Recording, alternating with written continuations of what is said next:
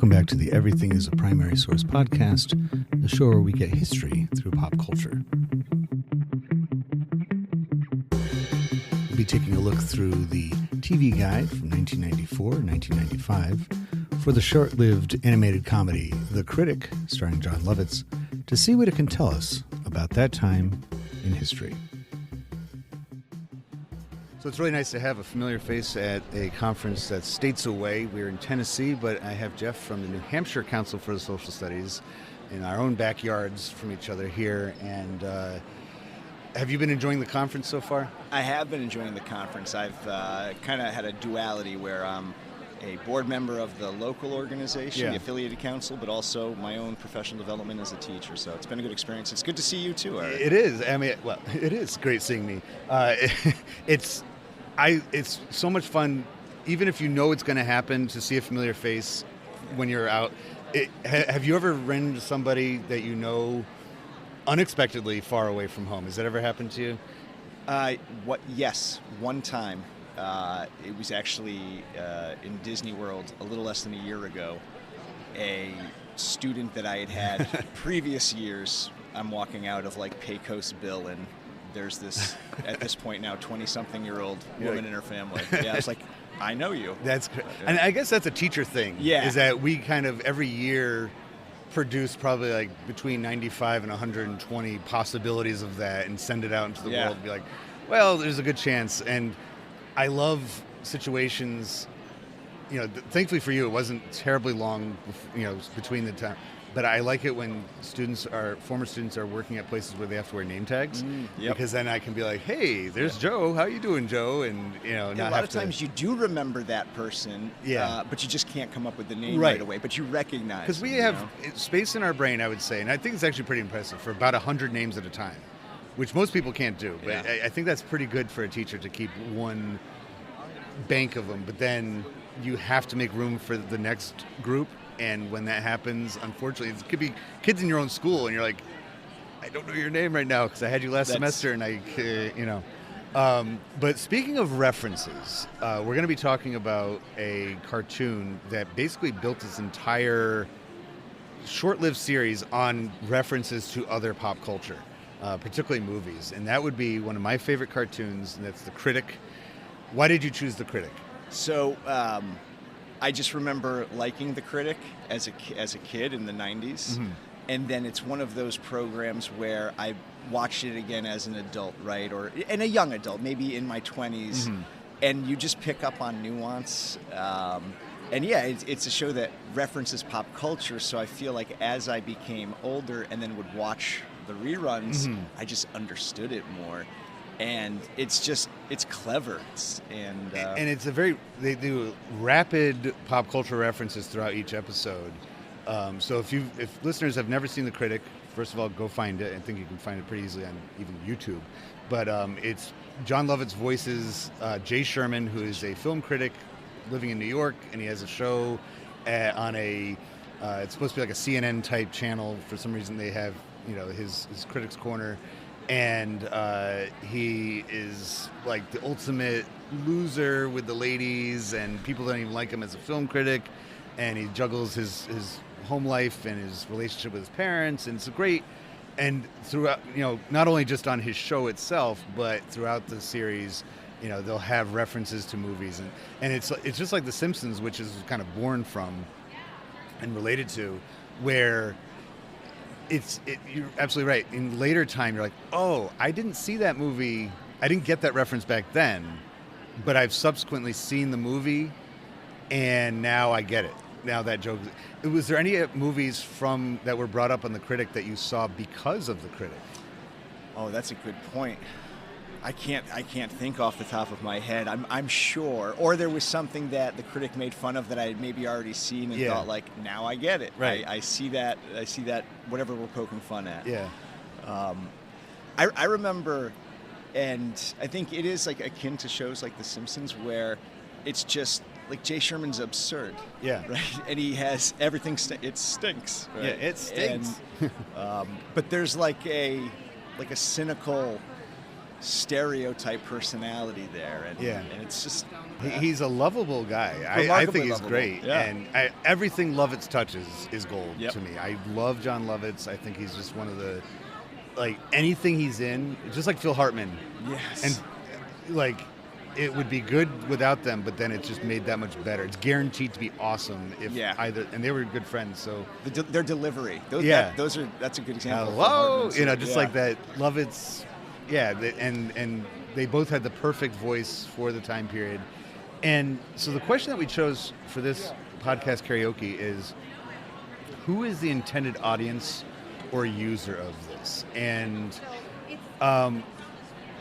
would you say it was the same exact audience of The Simpsons, or was it a different, maybe slightly different demographic that they were shooting for? I think that there's overlap. Mhm. I think that there's overlap audience with Simpsons, Critic, King of the Hill, and then even maybe into South Park and Family Guy to Yeah. some extent. But I do think that the Critic, where The Simpsons is a general satire, this family satire, Mhm. people can relate to it.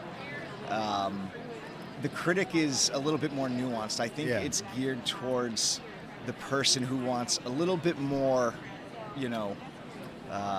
poking fun, a little bit more, I don't want to say rough humor or rough satire, but the people who appreciate random humor, right? Yeah. Not that The Simpsons doesn't have that kind of thing. But they take it to a new level on the Critic. Yeah. It's, The Simpsons started that trend in their writing of referencing something, doing the quick cutaway, and you might see it. Later on, Family Guy took that, and that became the basis for their whole show, basically, was remember the time? They would flash back, cut away, and see the little thing that they're referencing. King of the Hill rarely actually did a cutaway. They would reference things, but just kind of leave it at that. Yeah. And in my opinion, it made it that much funnier because, like, remember that time I wrote that hymn? Just like, Yeah. what? And, like, I would like to hear that story, but you just left it there and for my imagination. I think you said it perfectly. The Simpsons is relatable because it's a family. 2.5 kids, man, working class guy, stay-at-home mom, very relatable to a late 80s, early 90s, middle America. Jay Sherman's a film critic in New York. There's probably about 12 people in the entire globe at that time, that even less that had TV audience. So it's not a relatable character through their occupation, but relatable in that the way he sees media, and that he does not like most things, that he is highly critical. And for a 90s audience, I mean, that tells us something about the time period, is that was really when our media was hitting almost overload status. At the beginning of the century, we had the rise of mass media with film, of course, and radio, and then magazines in the 20s, and really taking off there. But once you hit that internet age, or even before that, the home video age, where we could watch and rewatch things over and over again, and we were just constantly this huge, almost like landfill amount of stuff to sort through, it makes this show possible. Like, we get the jokes more. Yeah, and I think just in like the pop culture in the post-World War II era, right? Mhm. And we get to the 90s, and here's Jay Sherman, and then even some of those other characters that we just talked about. It takes you don't have to be brilliant to watch these shows, but you have to have a lot of frame of reference. Or Yeah, we just talk about absolutely. that's what the shows do. But like the Critic seems like it's a New York show, and I know Yeah. it's an animated show, but it plays on some New York or East Coast tropes. The Right. same way that King of the Hill, it's like, man, they're sort of making fun of Texans, but also Texans are delightful, Yeah. and they're portraying that. And a lot of Texans love that show. 'Cause Yeah, it gives them right. agency, it gives them voice. Yeah, and I like, so I think it just kind of going back to who's the intended audience. Like, I think it's for anybody who's Yeah. interested in that type of humor and wants to unpack those layers of humor. But it's representative of cultural nuance, I think, in the country. And so if you take that show, The Critic, and Jay Sherman against Hank Hill versus Homer Simpson, they're all different people, Right. right? And I think that you have an educated population. I think people, you and I, in our demographic or age range of high school and middle school education, we were being taught to ask questions, and now you have these creative processes on television that are, I get that cultural reference in a way that maybe previous generations wouldn't have had that exposure, right? And sort of like that rise of mass media from the 1900s, but then the proliferation of just cable and reruns and all of these things go into these subtle cultural acknowledgments of maybe people who were teenagers, young 20s in the 90s. They just get more. It was, and I have a feeling it was the same audience that Mystery Science Theater 3000 was geared towards. You know, running commentary, making fun of, you know, bad movies. That's the same audience as Beavis and Butthead, who were doing the same thing to music videos. I would even extend it over to like the musical world. I remember the artist Beck being described as the hipster who raided his parents' record collection and just pulled from it the things that he thought he could work with. That's good, yeah. And the Beastie Boys would be another example too, where I actually read from their DJ, Mixmaster Mike. He said that they would, every time they went to a new city on tour, the first stop would be to the used record store, and they would just spend hours going through all of the media, records in particular, of course, but tapes and anything that they get their hands on. And then you hear it in their music later on. And not even from them. I mean, the Beastie Boys are the MCs, but the DJ behind there is mixing together beats and sounds and then little clips from movies or TV show, little, you know, references like that. And it's so 90s because we're in that era where we have no choice but to be just covered in pop culture. We're finally, and we have enough time on our hands, leisure time, to, and I know it's like a Gen X, I assume Gen X is like the intended audience because they're young adults in the 90s and that's like who they're going for. It's like the Gen X almost stereotype of them sitting on their couch and just feeling like, this is stupid, this is dumb, and making fun of it. And so these shows are like doing just exact same thing. I also, you mentioned about the geographic components of it being a New York show, but I think it's the second episode that I think she's like a stylist or something like that, works for the company, and she's from the South. She's from Georgia or something. That's and right. she maybe even Tennessee, actually. We're here in Tennessee. I should ask around, be like, hey, you know the show The Critic from the 90s? Isn't that character? Her and her daughter move up to New York, and then the head of the company, the media company, he's like a Ted Turner type guy, but he's in New York.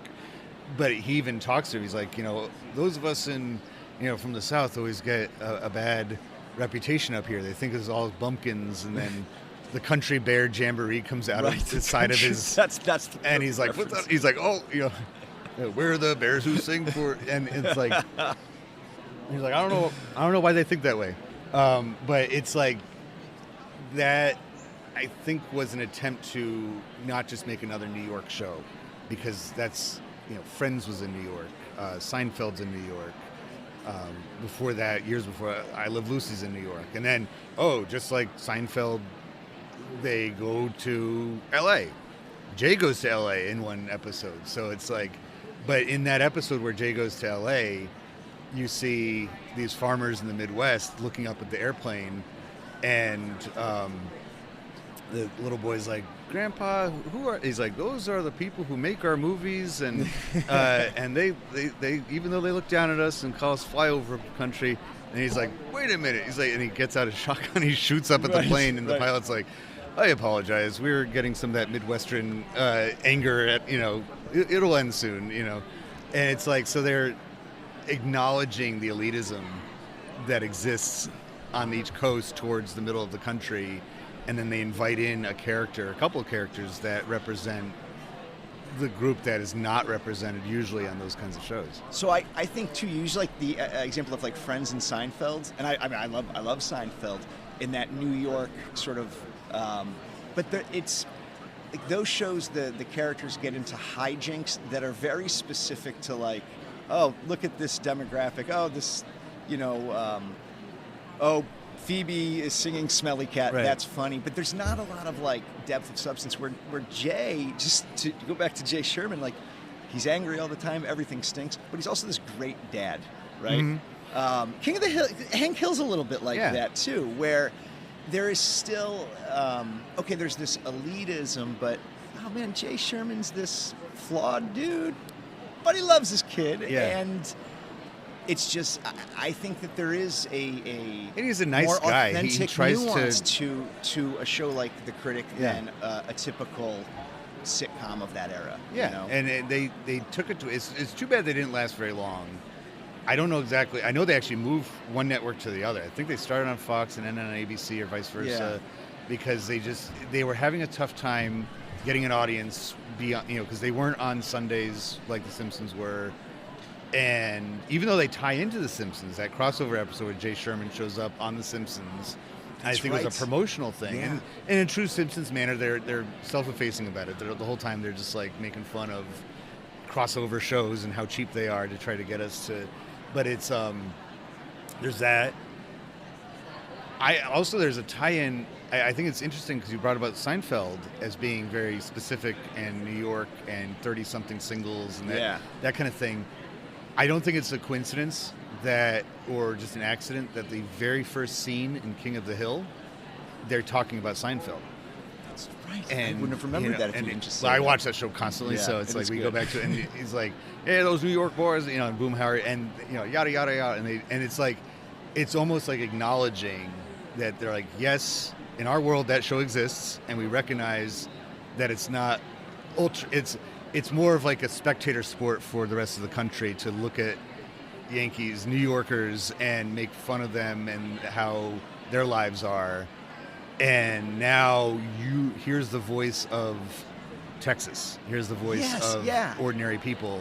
And you were saying too, like, oh, this is like the rise of, or the like the '90s, or this amalgamation of pop culture, right? Or the rise of cable in '80s and '90s, and internet, and all of these choices in internet, and so we're moving towards sort of just these. We're all getting the same thing, right? The homogenization of pop culture, where it's like not just regional pop, right? Mm-hmm. But here, then you have these shows like King of the Hill or The Critic that are specific to the culture of where these people come from. Whereas more so with Friends, yeah, sure, there's hijinks, but their lives are fabulous, right? Jay's got this cool gig, but he's angry, right? His life's not fabulous, but it's pretty fabulous, right? And there's just a more authentic representation of nuance in America, I think. So it's like on the surface, a lot of these shows are not nuanced, but then when you look at them for their details, you're like, oh yeah, they're actually very specific. And I really think that these animated shows.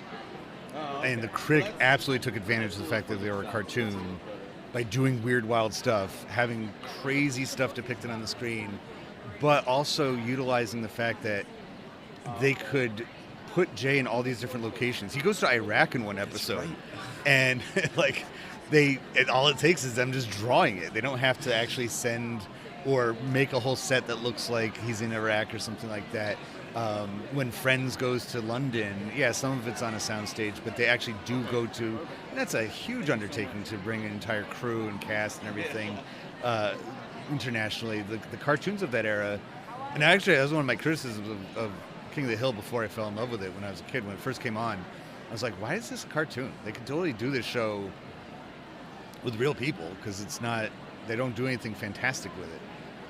But then the details as time goes on, you're like, oh yeah, I guess that's why it's a cartoon, because you couldn't have this stuff happen. It's interesting, like we started talking about The Critic, and I think The Critic and King of the Hill are very similar. Yeah. I really do. But to your point, like, why is it a cartoon? I think maybe that's what's allowed it to have some staying power, right? Like, you'll go back and watch these shows again, and you'll learn something new, right? That nuance about Jay, that maybe you don't get that about Chandler and Joey and Phoebe when you watch that 100 times over. And it doesn't get dated as easily. Right. If you watch, sometimes if you watch like a show from the 70s, we're teachers, so we can say "Welcome Back, Kotter" or something like that. You're so distracted just by the fashions, right? And even just the vision, the way that the lens it's like fuzzy and yellowish looking. You're like, I can't even. Let alone, I don't even get this humor because it's 70s humor. It's not my, it's not what I'm used to. Whereas a cartoon, especially one like this, it doesn't age really as badly. You know, they don't use the technology that we have because it didn't exist back then, but it's not even represented in most cartoons anyway. So it's a timeless thing. It's colorful. It's bright. Yep. It has that vibrant feel to it. And it's clever. And it's super clever, and it's just like a perfect outlet for it. And unfortunately, I think the reason why it faded away so quickly is because it was just part of that huge wave. There's so many animated shows that were coming out, and you really had to just do, I think audience members are like, I only have so much room for, like we said at the beginning, this room in our heads for names. Yep. I only have so much room in my head for all these characters. And at least this one, the Critic, he's unlike, as for the aforementioned reasons, any of the other things. And just like Jerry Seinfeld, very few comedians that live in New York watching the show at home, we still laugh at the situation he gets in. Very relatable. Jay Sherman, he's a film critic, but a lot of the relationship stuff he deals with, very relatable. And just his, lovable loser kind of approach to stuff is a very thing. So we may have just analyzed the Critic more than anybody else ever has. I feel good I don't about know, it. but I think fun. it was a good one. Yeah.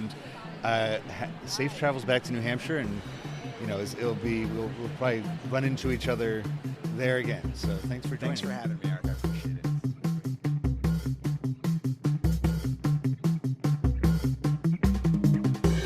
Please rate and follow this podcast wherever you are listening to it right now, and share it with everyone you know. You can follow the Everything is a Primary Source podcast on social media, including YouTube and especially Instagram. Show notes, which expound on each episode, and essays about history and pop culture can be found on Substack. The hub for all these things is everything-history.com. Thank you for listening to the EPS podcast, where everything is a primary source.